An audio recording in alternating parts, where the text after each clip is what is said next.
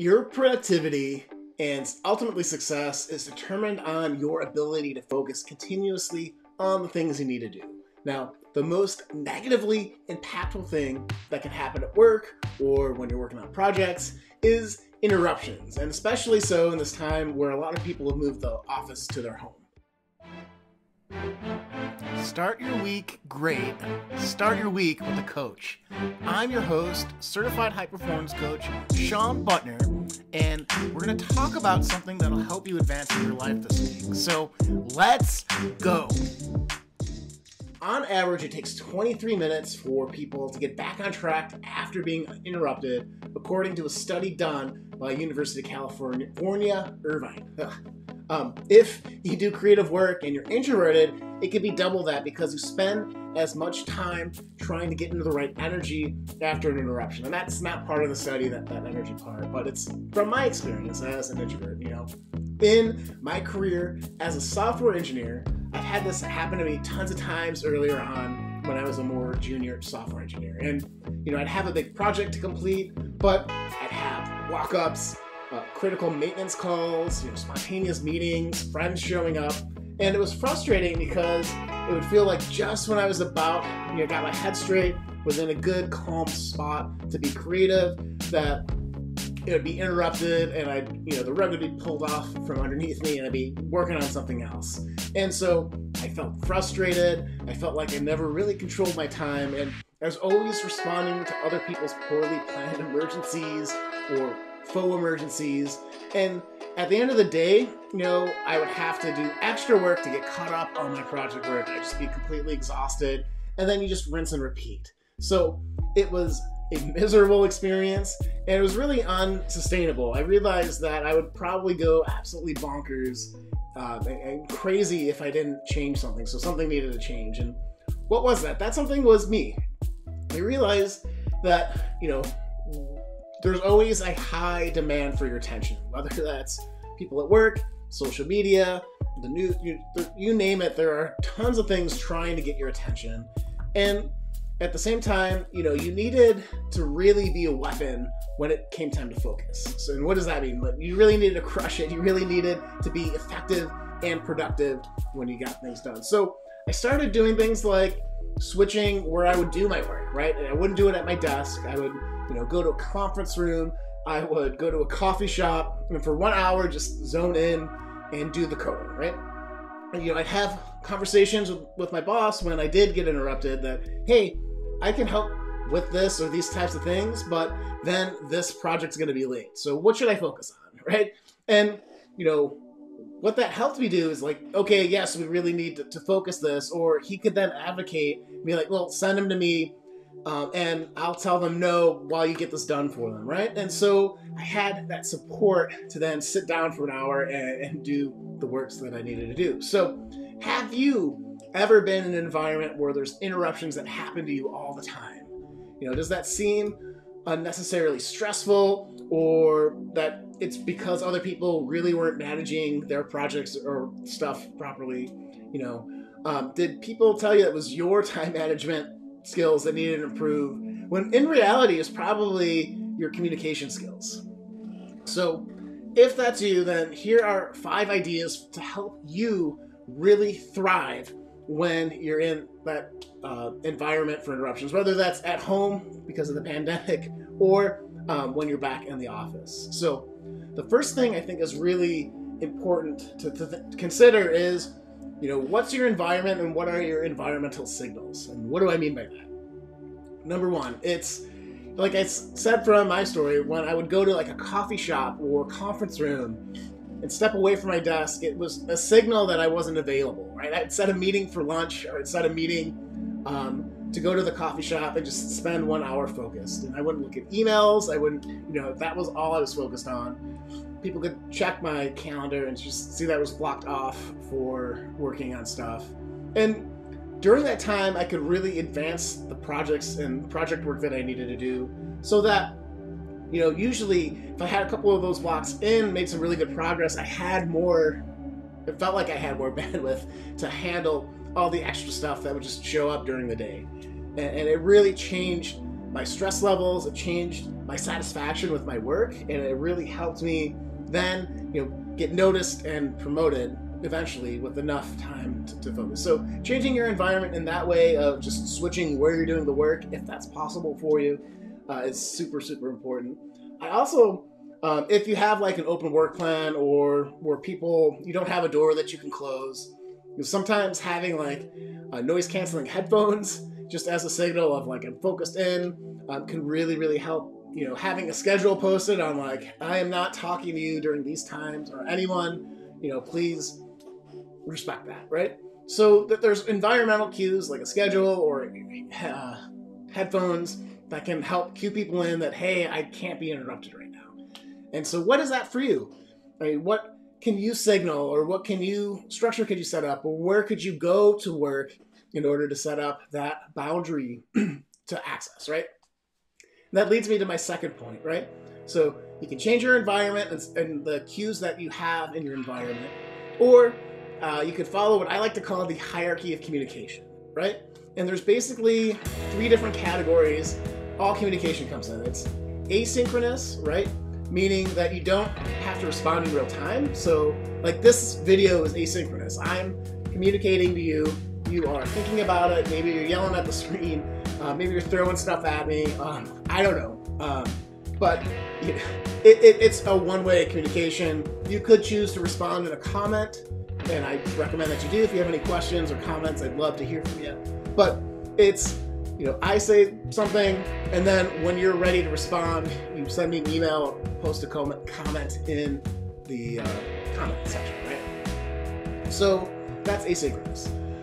And so in a work context, I consider this instant messaging, text messaging, and emails, right? So, and I say this is like not very urgent and not super complex. So it's really good for when you have to set a time for a meeting. You're like, hey, when can we do lunch? When can we get this big meeting with all these people together? Handle that in email. It doesn't require your immediate attention, right? Step up from that when you have something that is really like context heavy, where there might be nuance or things that aren't super clear. You might have to talk things out. That's when you do a phone call, conference call, or video call, right? So you get that real-time feedback of like, hey, I'm explaining this feature. And you see someone like scratching their head, and you're like, hey, what don't you understand about that? And so usually the indicator for this is if you've had an email go back and forth on the same topic, more than 2 emails, you should probably turn it into a more richer form of communication.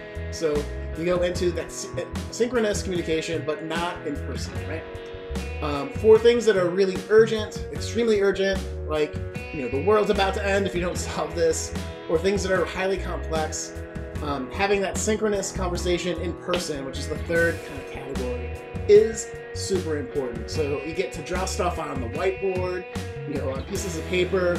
You get to like instantly communicate, hey, like, I need the database team to do this. So like, okay, we got this. We're uploading the code, we're pushing the code out to production, software engineer stuff. But you have like different groups, different stakeholders that need to respond really quickly or in time. It's super helpful. And so that's when you do the FaceTime, whiteboard type thing. Or you have like a big brainstorm and you're trying to facilitate everyone's participation in a brainstorm or discussion, right? Because then you can pick up on social cues and be like, hey, that person is here, hasn't said anything. We should make sure that we at least give them the microphone a little bit to get their thoughts, right? Super important in those types of things. So, the biggest part about the hierarchy of communication is identifying that, like, how urgent is it? How complex is it? What modality do I need to use? And then communicating that continually to the people you work with, where, like, for me, I only check email 3 times a day, in the morning, after lunch, and then usually at the end of the day, if I have to, like, hey, saw this, I'm going to get to it tomorrow, right? So communicating that to the people you work with is super important, so they know how to get your attention for the right context, right? Like, if you're working from home, and you have kids that are working with you, you're like, you don't interrupt dad unless the house is on fire, somebody is injured or imminently going to be injured, or whatever criteria you have. Not because you need a snack and you can go get a snack out of the cupboard yourself type thing, right? Hope that makes sense. But yeah, so communicating that hierarchy of what's an example of something important or something that's urgent or not, and just having that conversation with the people you interact with can be super, super helpful and get you to that 1 hour of focus time, right? The third idea to think about is, communicating impacts, right?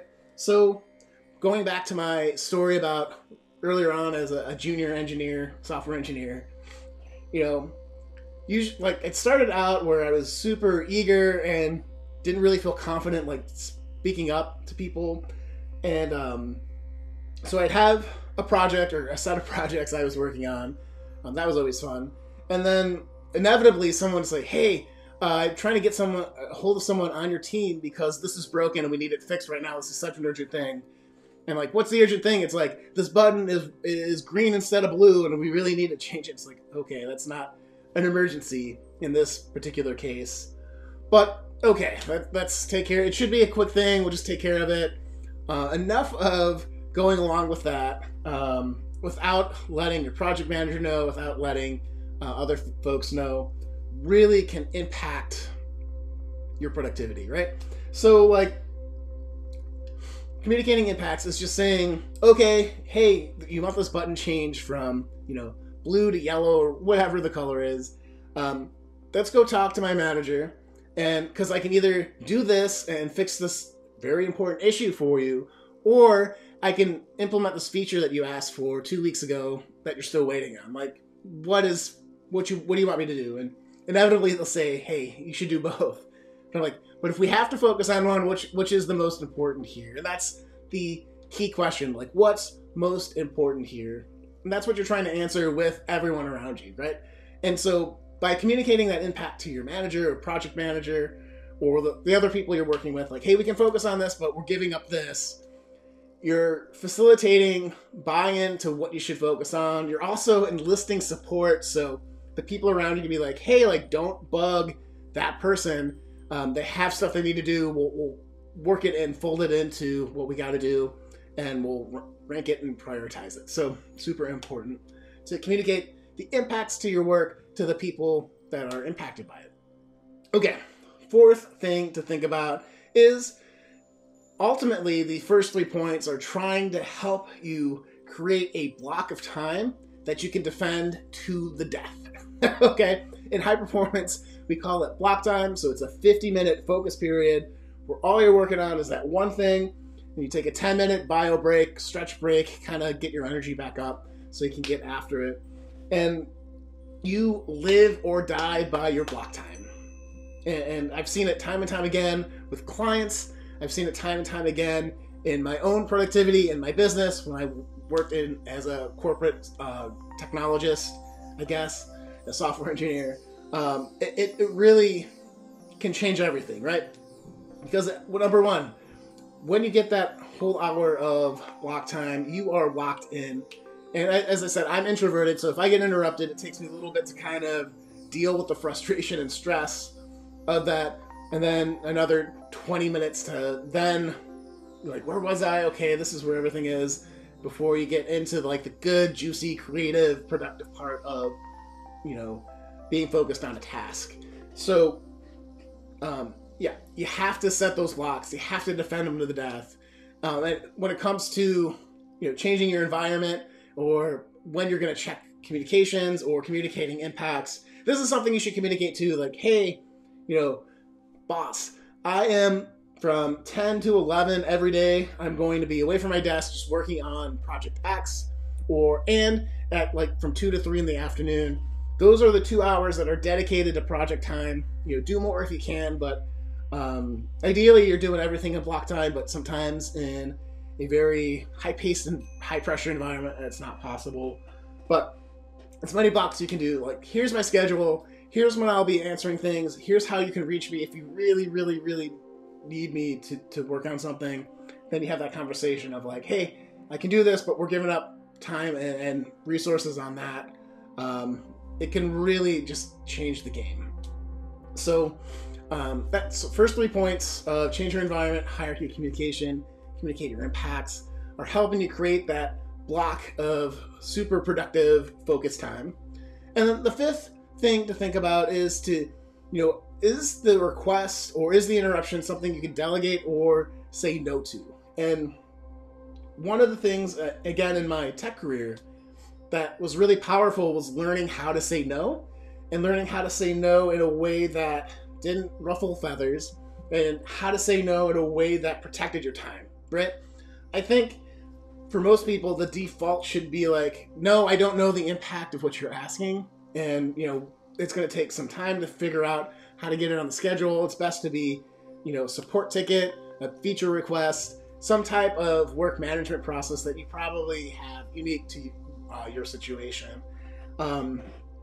It's so powerful because once people realize they can't go to you every time they have a problem, you'll notice something really interesting, and that's it.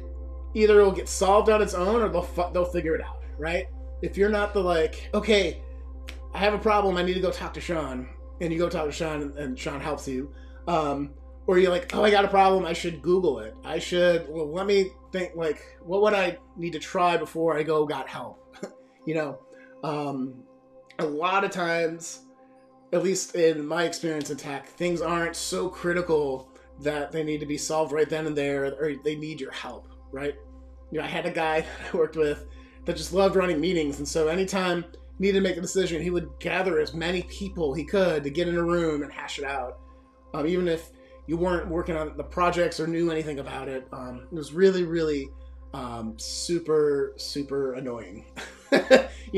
So saying no to those meetings was a big free up of time, of space, of frustration, and stress in my career. And I offer that to you guys for your consideration. So I know that these strategies can help you protect and create those times of focus where you can really just go out there and crush it. And I know sometimes it can be a little scary, especially if you're early in your career, of speaking up and saying hey, I need this, or I need to protect this time, or, let's just have the discussion of, do I do this or do I do that? Because I only have so much capacity, and something is going to be more important than the other, right? It's not that you can only do one thing. It's what's the most important thing here, again, is to think. And if you can stick with it, if you can implement these strategies, you'll see a change in your productivity. You'll be noticed as a weapon at getting things done, and you'll reduce your stress levels along the way. So that said, guys, if you have any questions, please leave them in the comments below, or send me an email if you got this on the newsletter. I'd love to hear from you. Go out there, live with more joy, more personal growth, and more impact in your communities. This is Sean Butner signing off. Take care.